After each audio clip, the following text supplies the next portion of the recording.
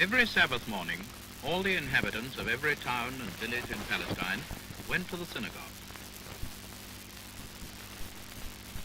As soon as they were old enough to walk, the children went too. But babies in arms were left behind in the care of an older child.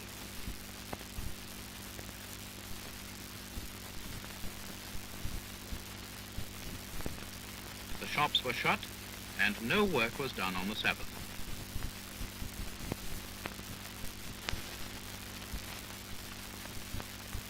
All the people in such a small town would know each other and be interested to see how the baby was getting on.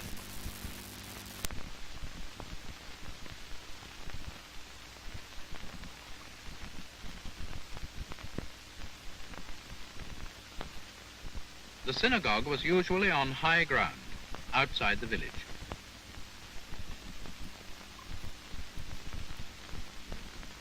And on the way to the service, the children had to learn that there was to be no playing on the Sabbath.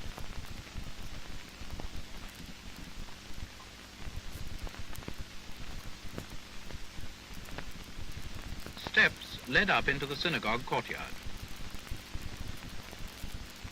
Here the families separated, the men and boys going into the building on the ground floor, while the women and girls went upstairs to a gallery. Here, in the courtyard, neighbors would meet and exchange gossip before going into the service.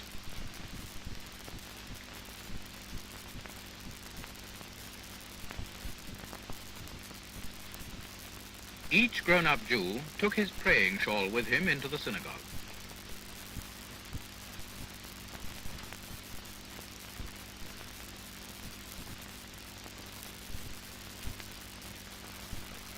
Usually they went down 2 steps into the building, where they bowed to the ark on the right as they went in.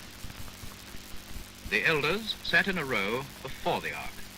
A synagogue would vary according to the size of the town in which it stood, but it was usually a stone building with a wooden pulpit and stone benches on which the congregation sat. The verger, called the Hazan, was responsible for good order.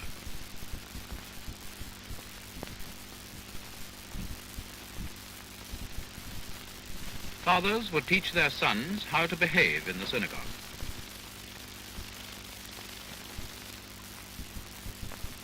Up above was a window from the gallery through which the women and girls could look down at what was going on.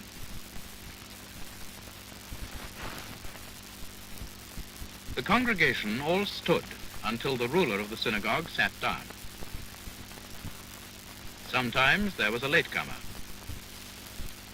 He passed behind the row of elders, sitting in line with the ruler, and darted across to his place.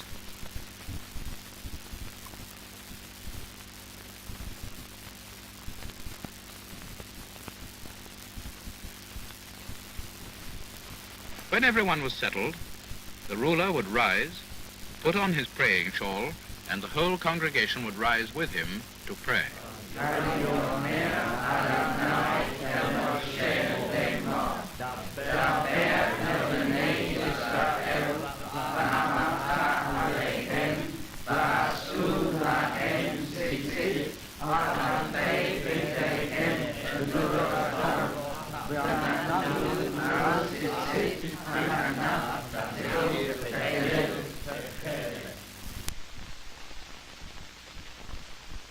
Then the Hazan would open the ark and remove one of the rolls of parchment on which the books of the law and the prophets and the stories of Jewish history were written. Each roll was kept in an embroidered case. These books were sacred, and as the Hazan carried it to the pulpit, each member of the congregation would touch it with the tassel of his praying shawl and kiss the tassel as a sign of respect.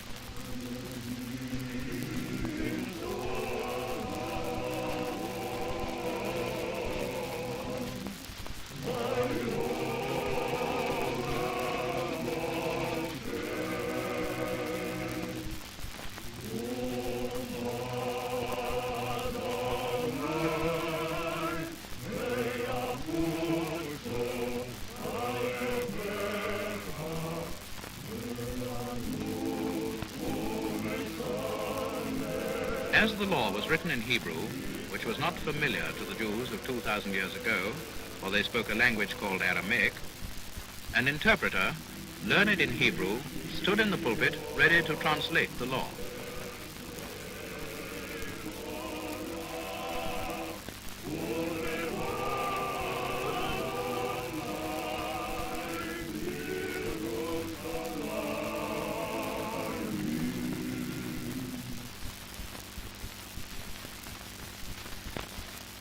The ruler would pick out anyone in the congregation to go up into the pulpit to read.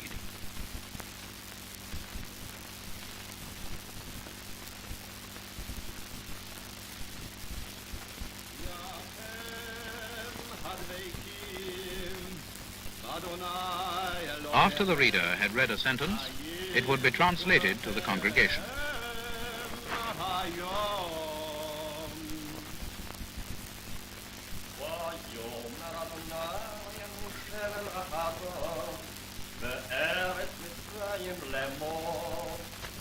And the Lord spake unto Moses and Aaron in the land of Egypt, saying, Lachem rosh chodashim, rishon hu lachem, lechotrei hashana. This month shall be unto you the beginning of months. It shall be the first month of the year to you. When the reading was over, the ruler would ask the rabbi to go into the pulpit and preach. All village congregations were not wealthy enough to employ a rabbi, but a congregation as large as this would be able to afford one.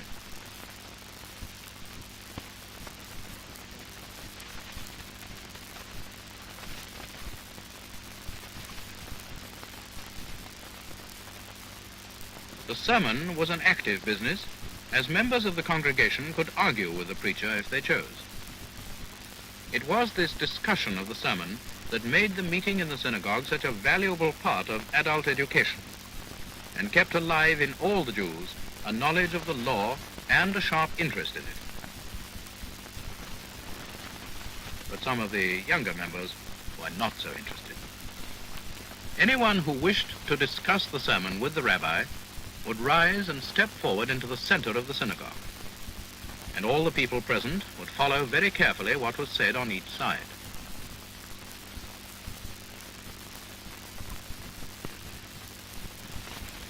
When one man was satisfied and had sat down, another would rise and put his point of view. What he said and what the rabbi replied and all their arguments which they put forward would be followed with deep interest by the whole congregation. These discussions might take a very long time.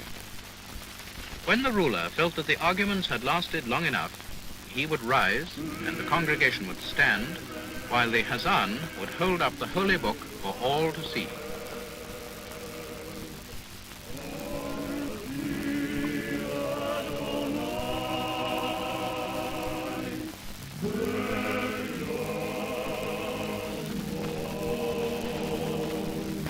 It was then rolled up and covered with its embroidered cover, while another psalm was sung.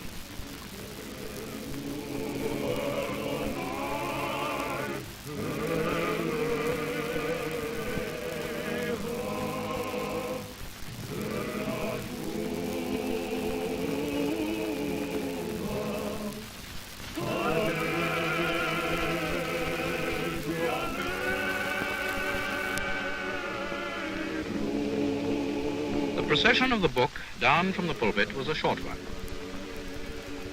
When it had been replaced in the ark, the ruler, the rabbi, and the Hazan would say a special prayer. Shuba Adonai Rivavot Alfei Yisrael, Huma Adonai Limnuchatecha Ata Va'aron Uzecha, Eitz Hayim Hi Lamachazikim Ba, V'tomecheha Ma'ushar.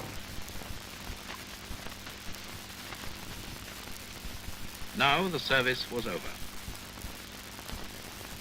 Praying shawls were removed. The congregation would file out into the courtyard.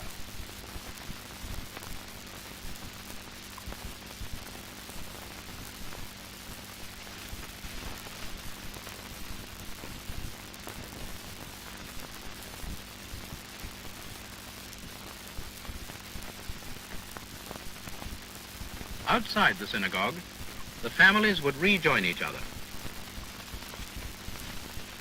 Today there has been some talk in the synagogue of the Passover.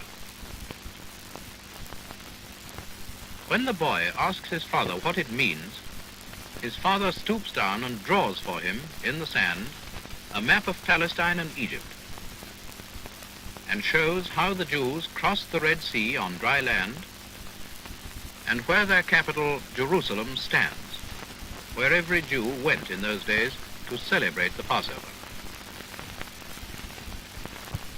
At the time of the Passover, all the inns at Jerusalem were full of travelers.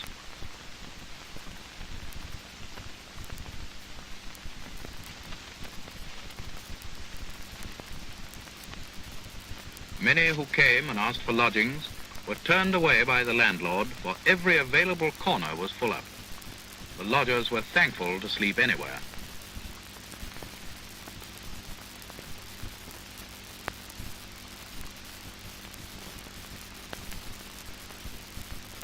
The disappointed travelers would have to leave the inn and do as best they could.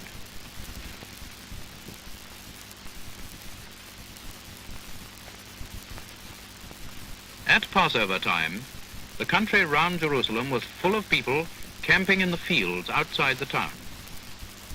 Here they would put up a tent and cook in the open.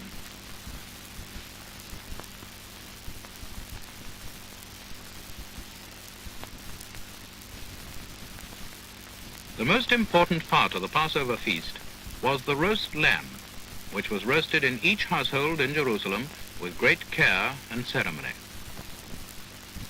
Here, in a kitchen, the Passover lamb is being turned on a spit over a fire by a little boy who works under the eye of an upper servant.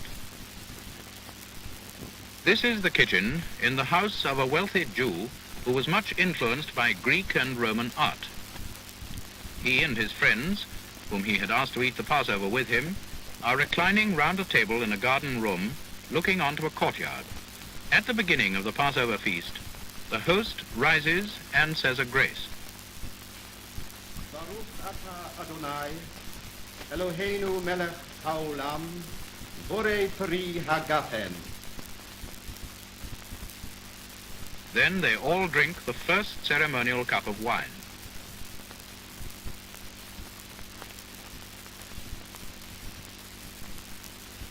The host then has his right hand washed and dried by the servant.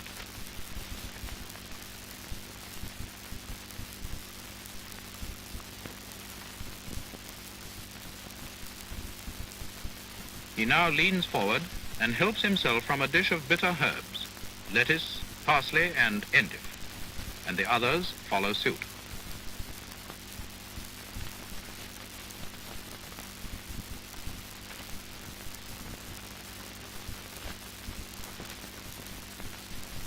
Next, the host takes a linen cloth in which are wrapped the flat biscuits of unleavened bread.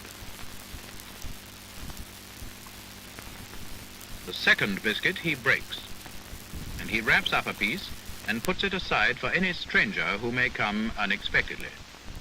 Legend said it might be for the prophet Elijah.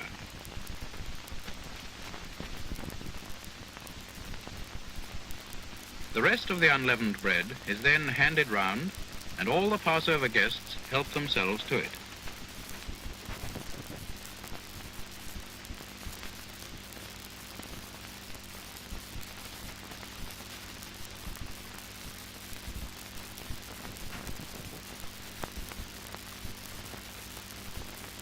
Next, the host holds out his glass to be refilled, and the servant goes round the table filling up all the glasses.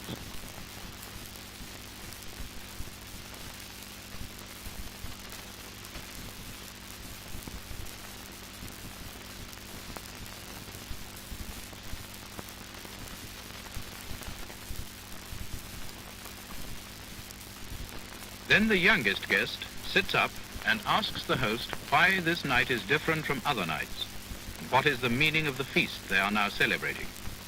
And the host tells the boy the age-old story of the escape of the Jews from Egypt to the Promised Land, and of how their houses were passed over by the angel of death when the firstborn of the Egyptians died.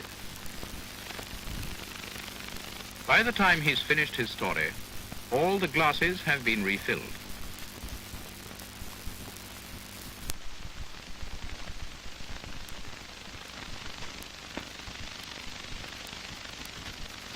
The servant withdraws, and the guests then drink a second ceremonial cup of wine.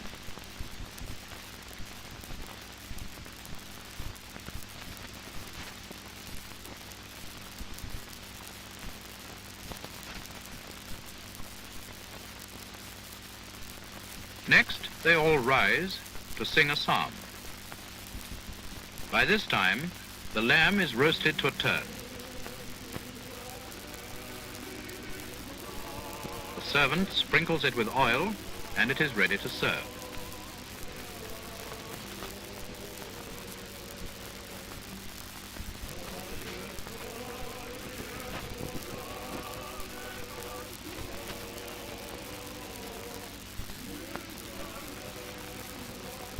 He places it on a dish and carries it ceremonially to the table.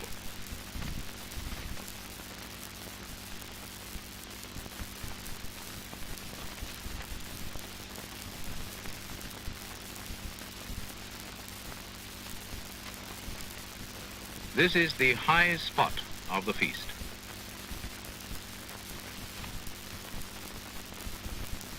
As there were no knives or forks in those days, each person helped himself with his fingers, using only the right hand, which had been washed at the beginning of the feast. When the lamb was finished, the host rose to say a second grace.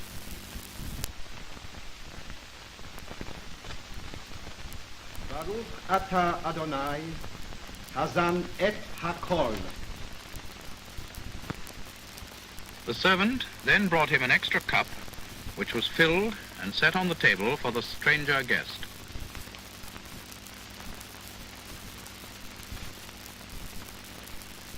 The cups of all the men round the table were then refilled, and the third ceremonial cup of the feast was drunk.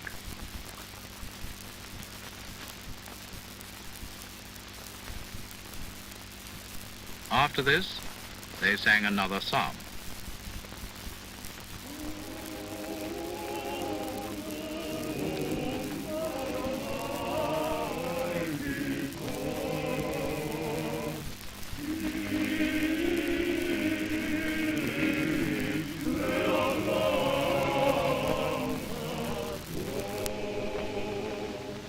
The company then lay down once more round the table to drink the fourth and last ceremonial cup together. Now the feast of the Passover was completed, and the host would rise and pronounce the final blessing.